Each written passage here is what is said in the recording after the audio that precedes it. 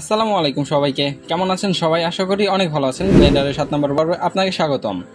গত পর্ব পর্যন্ত আমরা ট্রান্সফরমেশন সম্পর্কে জেনেছিলাম। ট্রান্সফরমেশন এবং বিভিন্ন ধরনের যে ইয়াগুলো আছে, স্কেল, রোটেশন আমরা এগুলো সম্পর্কে জেনেছিলাম। আজকে আমরা এগুলো কিভাবে অ্যাপ্লাই করব এবং ডিফল্টভাবে সেট করব একটা স্কেল, রোটেশন এগুলোকে আমরা ডিফল্টভাবে সেট করব, সেগুলো আমরা বিস্তারিতভাবে আলোচনা করব। ভিডিওটি অনেক সেন্সিটিভ হতে চলেছে, আপনারা একটু মনোযোগ যদি অন্যদিকে থাকে সেক্ষেত্রে আপনারা বুঝতে পারবেন না। আর এগুলো কিন্তু আমাদের দরকার হবে যখন আমরা কাজগুলো করব। এগুলোর কিন্তু বেসিক না জানা থাকলে পরবর্তীতে সমস্যা হবে। তো আমরা অবশ্যই মনোযোগ দিয়ে ভিডিওটি দেখার চেষ্টা করব এবং বোঝার চেষ্টা করব। তো চলুন ভিডিওটি শুরু করা যাক।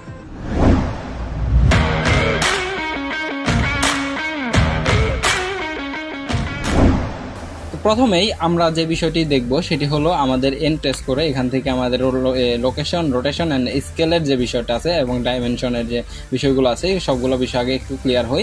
এখানে লোকেশন তো আমরা জানি, লোকেশন বলতে আমরা যে আমাদের যে এটা যে অবস্থান সেটাকে বোঝানো হচ্ছে। রোটেশন মানে এটার যে ইয়াটা আছে মানে ঘোরানো, রোটেট করা বোঝানো হয়েছে। এবং স্কেলটা আমাদের এখানে এটাকে বড় ছোট করার বিষয়টি বোঝানো হয়েছে।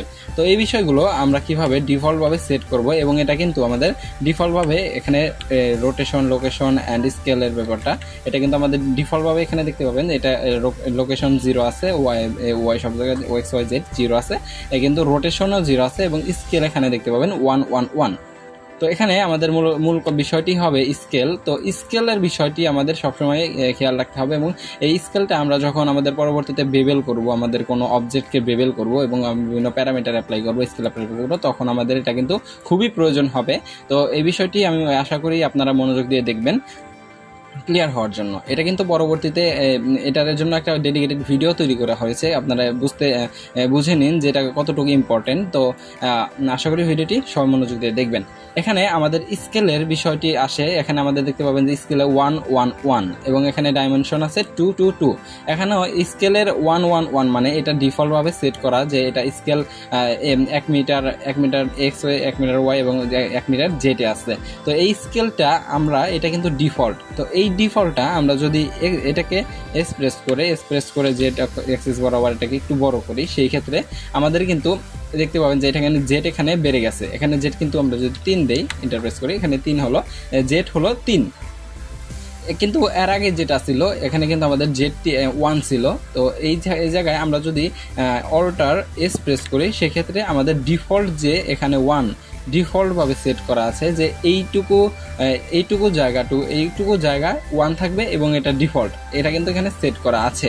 এর জন্যই কিন্তু আমরা যখন অল্টার এস প্রেস করতেছি সেই ক্ষেত্রে আমাদের ডিফল্ট সেটিং, স্কেলের যে ডিফল্ট সেটিং এবং এই স্কেলের যে ডিফল্ট যে একটা আছে, দৈর্ঘ্য আছে, সেটা কিন্তু এখানে সেট হয়ে যাচ্ছে। দেখেন অল্টার এস মানে এইটুকু পরিমাণ এটার ডিফল্ট সেট করা আছে। তো আমরা এই ডিফল্টটাকে চেঞ্জ করব। মানে আমরা যদি চাই যে এস এর দিকে, অর্থাৎ এটাকে আমরা 2 বা 3 দেই, 3 দিলাম, এইটাকে আমরা ডিফল্টভাবে সেট করব এবং আমরা যখন অল্টার এস প্রেস করব তখন যেন আমাদের ওই 1 মিটারটা এখানে থাকে এবং আমাদের দৈর্ঘ্যটা এতটুকুই থাকবে, কিন্তু এখানে 1 থাকবে এবং ডিফল্টভাবে এতটুকুই সে ধরে নেবে যে এইটা 1 এবং সাইড দিয়ে এরকমই থাকবে এবং এটাই 1 অ্যান্ড এটাই ডিফল্ট সেটিং। তো এইটা আমরা কিভাবে করতে পারি? তো এটা আমরা দুইভাবে করতে পারি। এটা আমরা আমাদের যে অবজেক্ট আছে এখান থেকে অ্যাপ্লাই থেকে করতে পারি এবং আমাদের ফ্লোটিং মেনু থেকে করতে পারি। তো চলুন দেখা যাক কিভাবে এটা করা যায়।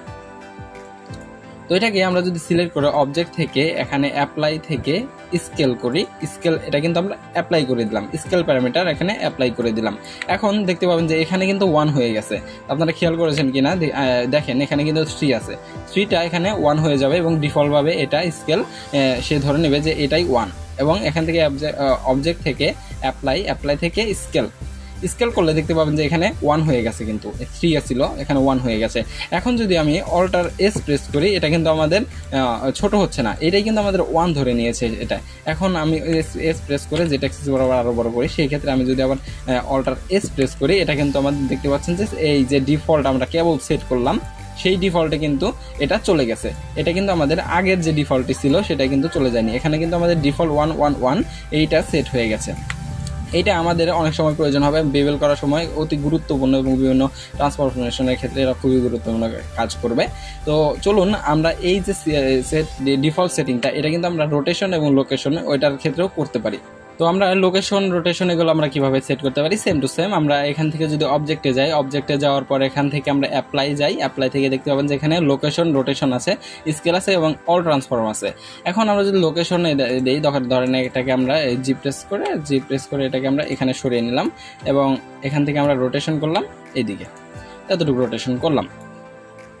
তো এটাকে আমরা যদি অ্যাপ্লাই থেকে এখানে লোকেশন আমরা যদি সেট করি এবং এখান থেকে ধরেন আমরা অ্যাপ্লাই থেকে রোটেশন এটাও সেট করে দিলাম, দুটো তিনটা। এখানে কিন্তু আমাদের তিনটা যে প্যারামিটার আছে, তিনটা প্যারামিটার কিন্তু অ্যাপ্লাই হয়ে গেছে এবং আমরা এটা আমাদের ডিফল্টভাবে এই জায়গায় এখানে দেখতে পাচ্ছেন যে এখানে কিন্তু আমাদের সরে নাই, এখানে আমরা এটা কিন্তু চেঞ্জ হয়ে গেছে। এটা কিন্তু এই যে এই মাঝখান থেকে কিন্তু আমি সরাইছি, সেই ক্ষেত্রে এখানে কিন্তু এই ইয়াগুলো আছে, এখানে এই যে নাম্বারগুলো আছে এইগুলো কিন্তু লোকেশনের যে ইয়াটা আছে সেগুলো কিন্তু পরিবর্তন হওয়ার কথা ছিল, কিন্তু এখানে আমাদের 0 দেখাচ্ছে, কারণ আমি এখানে আমাদের যে ডিফল্ট এইটা এই জায়গায় থাকবে সেইটা সেট করে দিয়েছি।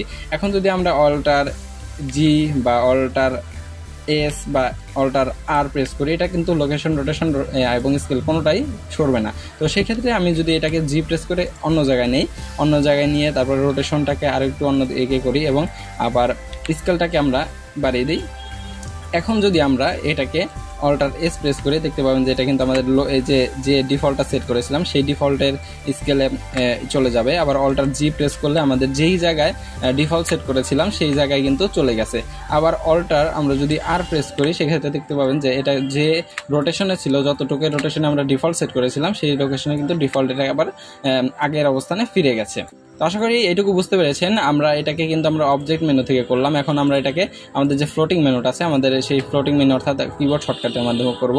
তো এটাকে আমরা যদি আবার এটাকে অবজেক্ট থেকে ক্লিন, তারপরে লোকেশন ক্লিন, আবার অবজেক্ট থেকে রোটেশন ক্লিন, তারপর অবজেক্ট থেকে স্কেল ক্লিন করি, সেক্ষেত্রেও কিন্তু আমরা এটাকে এই যে আমাদের ডিফল্ট যে ভ্যালুটা ছিল, ডিফল্ট যে জায়গায় লোকেশন রোটেশন এবং স্কেল আমরা অ্যাপ্লাই করেছি সেই জায়গায় কিন্তু এটা থাকবে, এটা কিন্তু অন্য কোনো জায়গায় থাকবে না। এটাকে যদি আমরা সরাইয়া নিয়ে তারপরে রোটেশনগুলোকে সরাই নিয়ে তারপর এটাকে স্কেল করে একটু বড় করি, সেক্ষেত্রে যদি আমরা ক্লিন করি এখন কিন্তু আমাদের এটা কিন্তু আমাদের যে ডিফল্ট ভ্যালু এই জায়গায় আমরা করেছিলাম সেই জায়গায় কিন্তু চলে যাবে। ক্লিন তারপর স্কেল, তারপর আমরা যদি ক্লিন করি, রোটেশন ক্লিন করি, সবগুলো কিন্তু আমাদের যে ডিফল্ট ভ্যালু এই জায়গায় সেট হয়ে গেছে। তো চলুন এখন আমরা এটাকে ডিলিট করে দিই। ডিলিট করে দেওয়ার পর আমরা আরেকটা অবজেক্ট কিউ বানি, এখানে আমরা আবার স্কেলগুলো প্যারামিটারগুলো অ্যাপ্লাই করব, অর্থাৎ ট্রান্সফরমেশনগুলো অ্যাপ্লাই করে এরপর আমরা আমাদের যে কিবোর্ড আছে কিবোর্ড শর্টকাট ইউজ করে এইগুলোকে আবার আমরা আপনাদের বোঝানোর চেষ্টা করব। তো এটা আবার আমরা স্কেল করি, এটাকে যদি আমরা সরাই একটু সরাই, তারপরে এস প্রেস করে এটাকে একটু বড় করি, এক্স এর দিকে জেটের দিকে বড় করলাম এবং রোটেশন ধরেন এক্স অ্যাক্সিস বরাবর 90 ডিগ্রি করে দিলাম। তো এইটাকে এখন আমরা এই সবগুলো প্যারামিটার ট্রান্সফরমেশন অ্যাপ্লাই করব। এখন অ্যাপ্লাই করার জন্য আমাদের কিবোর্ডের যে বিষয়টা করতে হবে, কিবোর্ডে আমরা কিবোর্ড শর্টকাট সবসময় ইউজ করার চেষ্টা করব, কারণ কাজের সময় কিবোর্ড শর্টকাট ইউজ করলে এটা কাজ দ্রুত হয়। তো আমরা যদি কন্ট্রোল এ প্রেস করি সেক্ষেত্রে দেখতে পাবেন যে একটা ফ্লোটিং মেনু আসছে এবং অ্যাপ্লাইয়ের একটা আসছে, location rotation scale all transform, এই সবগুলো বিষয় এসে গেছে। তো এখন যদি আমরা এখানে লোকেশনটা অ্যাপ্লাই করে দিই, এটা কিন্তু আমাদের লোকেশনটা ডিফল্ট হয়ে গেছে, দেখতে পাচ্ছেন এখানে লোকেশনটা আর সেই যে একটু আগে ইয়াটা ছিল একটা মান ছিল সেই মানটা কিন্তু 0 হয়ে গেছে, লোকেশন কিন্তু অ্যাপ্লাই হয়ে গেছে। এখন আমরা যদি আবার কন্ট্রোল এ দেই, এখানে আমরা রোটেশন যদি অ্যাপ্লাই করি সেক্ষেত্রে দেখতে পাবেন যে 90 ডিগ্রি 0 ডিগ্রি হয়ে গেছে। তারপর এখানে আমরা যদি কন্ট্রোল এ দিয়ে অ্যাপ্লাই করি সেক্ষেত্রে দেখতে পাবেন যে রোটেশনটাও অ্যাপ্লাই হয়ে গেছে। এখন আমরা যদি কন্ট্রোল এ দিয়ে এখান থেকে স্কেলটা দিলে কিন্তু দেখতে পাবেন যে স্কেলের ভ্যালুটা এখানে 1 হয়ে গেছে। এখানে কিন্তু আমাদের ডিফল্ট যে সেটিংগুলো ডিফল্ট কিন্তু এটা হয়ে গেছে। এখন আমরা যদি চাই কন্ট্রোল জি দিয়ে এটাকে আগের অবস্থানে ফিরে আনতে পারবো না, তারপর আর তারপরে এস, এটা কিন্তু আমাদের ডিফল্ট এটাই হয়ে গেছে। এই জায়গায় থেকে যদি আমরা সরাই, এই জায়গা থেকে সরাই, তারপর এইটাকে যদি আমরা চাই যে